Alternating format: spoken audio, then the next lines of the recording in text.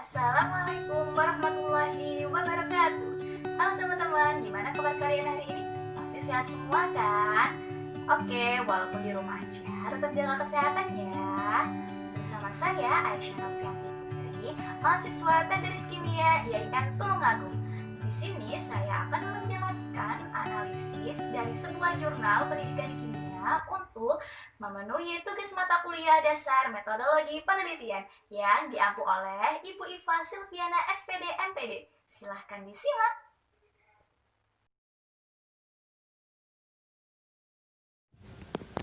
Baik, saya lanjut ya. Oke. Nah, untuk menganalisis sebuah jurnal, yang pertama, menganalisis judul jurnal, kemudian penulis jurnal, identitas jurnal, latar belakang masalah, kemudian ada rumusan masalah, lanjut ke teori, setelah itu ada metode. Nah, metode ini nanti akan saya jelaskan mulai dari jenis penelitian, kemudian ada metode dan instrumen pengumpulan data, kemudian ada variabel, setelah itu teknik analisis data, kemudian hipotesis, dan nanti akan saya jelaskan perhitungan dari one sample statistik dan one sample test. Setelah itu ada hasil, setelah itu yang terakhir simpulan. Lanjut. Nah, judul dari jurnal yang saya analisis yaitu pengaruh pembelajaran SAFI berbasis media simulasi interaktif terhadap pemahaman konsep mahasiswa pada materi elektrokimia. Penulisnya yaitu Ahmadi dan Citra Ayu Dewi, dosen dari program studi pendidikan kimia FP MIPA IKIP Mataram. Lanjut. Identitas jurnal ini. Nah, nama jurnalnya yaitu Jurnal Ilmiah Pendidikan Kimia Hidrogen. Terbit tahun 2014, volume 2, nomor 1 dengan ISSN 2338-6480. Jumlah halamannya ada 5 halaman. Lanjut. Lanjut ke latar belakang. Jadi, latar belakang di jurnal ini akan saya jelaskan sebagai berikut. Karakteristik materi elektrokimia yang banyak mengandung konsep abstrak. Seringkali pengajar kimia dasar di IKIP Mataram mengalami kesulitan dalam mengajari materi elektrokimia kepada mahasiswa. Pengajar di IKIP Mataram sering mengalami kesulitan dalam memberikan analogi atau contoh-contoh dalam kehidupan sehari-hari untuk konsep yang bersifat abstrak atau yang saling berhubungan. Sehingga mahasiswa akan kesulitan dalam memahami konsep tersebut. Setelah itu, kebanyakan pengajar hanya memberikan konsep tersebut secara lisan, sehingga pengalaman belajar mahasiswa relatif kurang. Penulis melakukan suatu pendekatan pembelajaran yang tepat untuk mengajarkan materi elektrokimia. Salah satu pendekatan yang dianggap efektif untuk diterapkan adalah pendekatan pembelajaran SAFI berbasis media simulasi interaktif. Jadi, di pembelajaran SAFI berbasis media interaktif ini memiliki program animasi yang mampu merepresentasikan konsep abstrak pada materi elektrokimia secara visualisasi dan bukan sekedar ilustrasi konsep secara narasi, menurut Perniu dan Tika tahun 2000. Hal ini diharapkan dapat mendukung pemerolehan kompetensi pemahaman konseptual oleh mahasiswa dalam proses pembelajaran kimia pada materi elektrokimia. Next. Rumusan masalahnya yang pertama yaitu bagaimana penerapan pendekatan pembelajaran SAFI berbasis media simulasi interaktif. Kemudian yang kedua, bagaimana pengaruh aktivitas mahasiswa terhadap pendekatan SAFI berbasis media simulasi interaktif. Lanjut.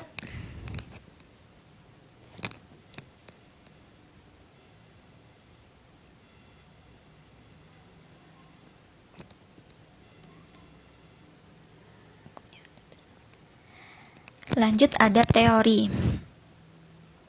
Nah, teori pada pembelajaran SAFI berbasis media interaktif ini memiliki program animasi yang mampu merepresentasikan konsep abstrak. Tadi ya, yang menurut Penniu dan Tika tahun 2000. Nah, media simulasi ini dimaksudkan untuk memberikan kesempatan kepada mahasiswa melakukan interaksi secara langsung dengan media pembelajaran yang dihadapinya. Karena media pembelajaran tersebut dapat memberikan respon atau feedback terhadap kegiatan akses informasi yang dilakukan oleh mahasiswa, sekaligus menunjukkan bahwa pendekatan pembelajaran SAFI berbasis media simulasi interaktif dapat diandalkan untuk mendukung keterlaksanaan pembelajaran berbasis konstruktivistik. Nah, artinya pendekatan SAFI ini akan meningkatkan pemahaman konsep mahasiswa dibanding pembelajaran konvensional. Selanjutnya, menurut Greenbowie tahun 1997 mengatakan bahwa pembelajaran melalui media interaktif dapat mendukung program pembelajaran kimia untuk mencapai pemahaman konseptual dalam 3 tingkatan, yaitu mikroskopik, makroskopik, dan simbolik. Lanjut. Ada metode. Nah, di sini dijelasin pada penelitian dalam jurnal ini jenisnya yaitu penelitian kuantitatif. Nah, jenis penelitian yang digunakan adalah eksperimen dengan rancangan penelitian eksperimen semu atau kuasi eksperimen. Desain penelitian yang digunakan adalah post-test control group design. Nah, dari post-test control group design ini, sampel akan dibagi dalam 2 kelompok, yaitu kelompok eksperimen dan kelompok kontrol. Kelompok eksperimen akan mendapatkan perlakuan berupa pendekatan pembelajaran SAFI dengan media simulasi interaktif. Sedangkan kelompok kontrol diberikan perlakuan berupa pembelajaran konvensional. Kemudian, instrumen penelitian yang mengacu pada kemampuan kognitif mahasiswa yang dapat diuji melalui tes uraian atau ISAI. Sebelum tes diuji cobakan, diuji dulu validitasnya. Kemudian lanjut ke uji realitasnya. Ini ada gambaran tabel pretest dan posttest control group design. Lanjut ada keterangannya. Nah, ini diterangkan bahwa variabel X1 yaitu kelompok yang mengikuti pembelajaran melalui pendekatan SAFI berbasis media simulasi interaktif dengan post-test variabel O1 yaitu post-test yang perlakuannya melakukan pembelajaran melalui pendekatan SAFI berbasis media simulasi interaktif. Kemudian, untuk perlakuan X2, yaitu kelompok yang mengikuti pembelajaran melalui metode konvensional dengan variabel O2, yaitu post-test pada pembelajaran melalui metode konvensional. Nah, ini ada variabel independen. Di sini disebutkan variabel independennya yaitu pembelajaran SAFI berbasis media simulasi interaktif. Nah, kenapa kok disebut variabel independen? Karena di sini pembelajaran SAFI yang akan mempengaruhi pada konsep pemahaman mahasiswa. Jadi variabel independen ini yaitu variabel yang dapat mempengaruhi.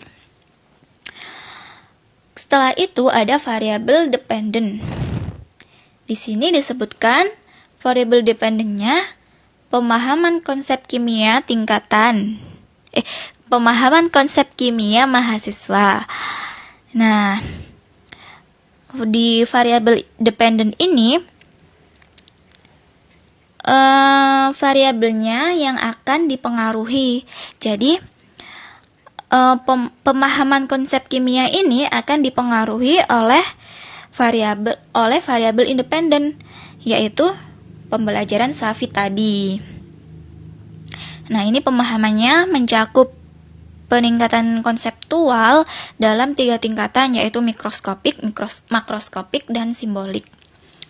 Setelah itu, variabel kontrolnya 31 mahasiswa kelas kimia 2A sebagai kelas eksperimen dan 21 mahasiswa kelas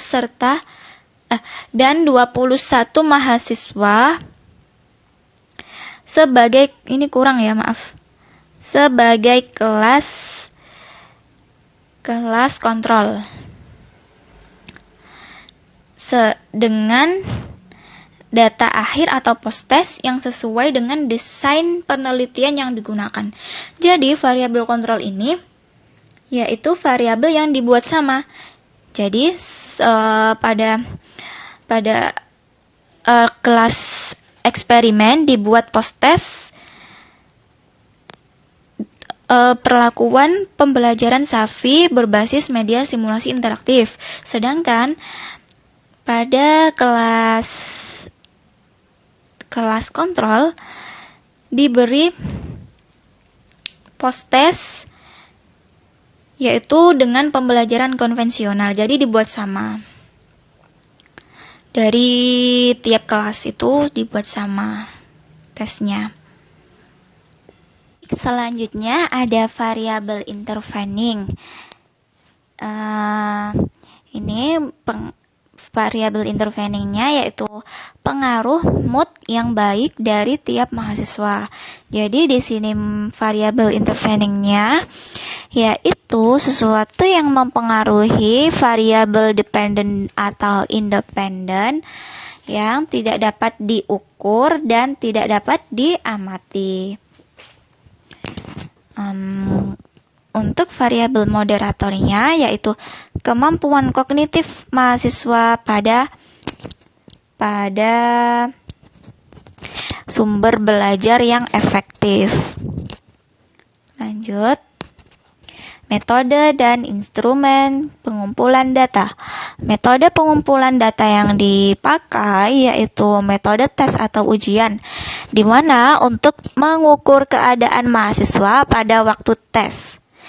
Sedangkan instrumen pengumpulan datanya yaitu berupa silabi dan SAP atau satuan acara perkuliahan pada instrumen perlakuan dan tes pemahaman konsep pada instrumen pengukuran. Ada teknik analisis data. Jenisnya dalam jurnal ini jenis penelitiannya pakai statistika inferensial, parametris, uji tes bebas. Analisis data menggunakan uji independen t-test atau uji t-bebas dengan tingkat kepercayaan 95%. Dilakukan dengan bantuan SPSS 16. Perbedaan antara kedua kelompok dilihat dari t-test for equality of means. Interpretasi dapat dilakukan dengan cara sebagai berikut. Jika varian kedua kelas homogen, maka pilih signifikan two-tailed equal variance assume. Kriteria pengujiannya adalah H0 diterima jika signifikan lebih dari 0,05 yang artinya tidak ada perbedaan antara dua kelompok. Jika kedua kelas tidak homogen, maka pilih signifikan two-tailed equal variance not assumed. Kriteria pengujiannya adalah H0 ditolak jika signifikan 0,05 yang artinya ada perbedaan antara dua kelompok. Apa sih yang dimaksud dengan signifikan two-tailed ini? Secara sederhananya yang dimaksud dengan signifikan two-tailed ini yaitu patokan untuk menguji hipotesis tak terarah. Artinya kita dapat mengetahui pada hubungan yang terjadi. Entah itu hubungan positif maupun negatif yang akan terjadi. Dan kita tidak dapat mengetahui bagaimana perbedaan yang terjadi pula. Apakah kelas A yang akan lebih tinggi daripada kelas B ataupun sebaliknya. Jadi dari sini bisa diketahui ya apa yang dimaksud dengan signifikan two-tailed tadi, yaitu patokan untuk menguji hipotesis tak terarah. Tak terarah di sini tuh yang menyebabkan kita tidak dapat mengetahui bagaimana perbedaan yang terjadi pula. Nah, selanjutnya ada hipotesis. Nah, jenis hipotesis di sini yaitu hipotesis penelitian yang digunakan dengan H0. Tidak ada perbedaan terkait pemahaman konsep mahasiswa antara kelas kimia A dan kelas kimia 2B. Sedangkan H1 ada perbedaan terkait pemahaman konsep mahasiswa antara kelas kimia 2A dan 2B. Lanjut, ada hasil dan pembahasan. Nah, ini pemahaman konsep data diperoleh dari nilai tes akhir atau post-test. Nah, pengujian ini bertujuan untuk mengetahui perbedaan pemahaman konsep dari kelas eksperimen yang menggunakan pendekatan Safi berbasis media simulasi interaktif dan kelas kontrol yang menggunakan pembelajaran secara konvensional. Ini ada tabel one sample statistik dan one sample test. Lanjut, ada keterangannya untuk one sample statistik, yaitu diketahui nilai N 31 dan 21, yakni ini ya menunjukkan yang 31 itu banyaknya mahasiswa dari kelas eksperimen dan 21 yaitu banyaknya mahasiswa dari kelas kontrol. Selanjutnya ada MEAN sini yang menyatakan nilai rata-rata hitung. Selanjutnya ada standar deviasi atau simpangan baku. Selanjutnya ada standar error mean atau indeks sebaran rata-rata pada sampel. Lanjut. Maaf ya. Ini ada rumusan hipotesis penelitian dalam uji one sample t-test. Nih.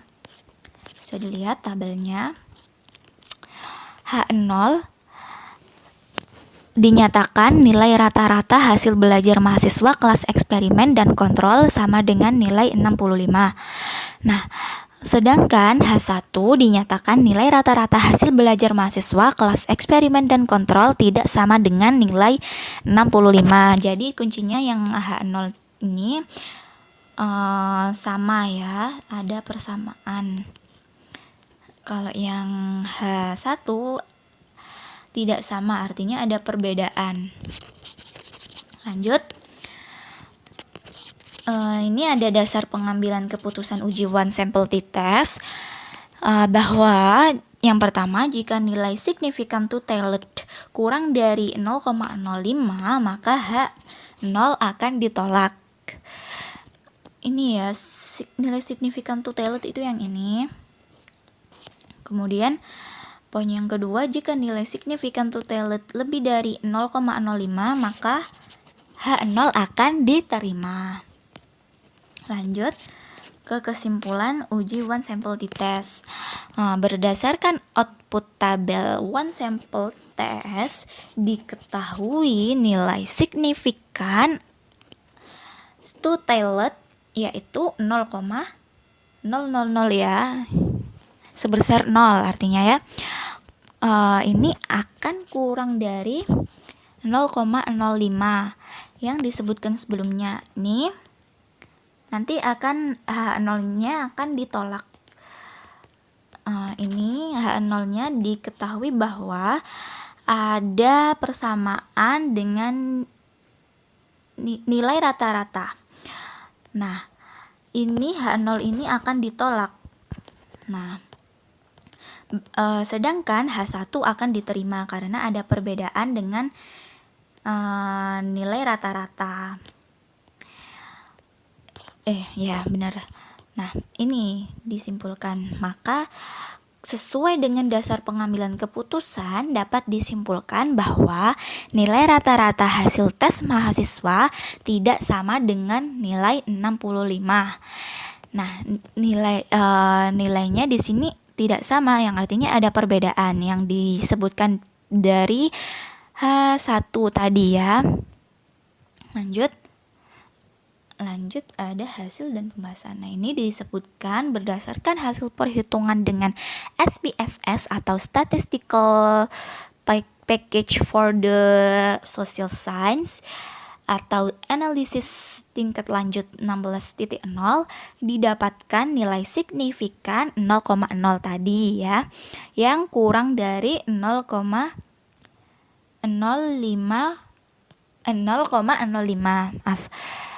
Ini menunjukkan bahwa ada perbedaan yang signifikan. Jelas ya, ada perbedaan antara kemampuan konsep mahasiswa kelas ini maksudnya kelas 2A yang menggunakan pendekatan SAFI berbasis media simulasi interaktif dan kelas 2B yang menggunakan pembelajaran secara konvensional. Lanjut. Nah, yang terakhir ada simpulan. Berdasarkan hasil penelitian dan pembahasan yang telah diuraikan, maka dapat disimpulkan bahwa ada perbedaan pemahaman konsep mahasiswa terkait skor pemahaman yang lebih tinggi yang diajar menggunakan pendekatan SAFI berbasis media simulasi interaktif dibandingkan dengan pembelajaran secara konvensional. Nah, yang di kelas kontrol menggunakan pendekatan SAFI tadi skor pemahamannya akan lebih tinggi dibanding pembelajaran yang konvensional. Nah, sekian ya penjelasan dari video yang saya buat tentang analisis jurnal pendidikan kimia. Semoga apa yang saya sampaikan akan bermanfaat bagi kalian semua, dan terima kasih buat kalian yang sudah menyaksikan video dari saya ini. Kurang lebihnya saya mohon maaf, dan jika ada salah-salah kata saya mohon maaf. Saya cukupkan. Terima kasih. Wassalamualaikum warahmatullahi wabarakatuh.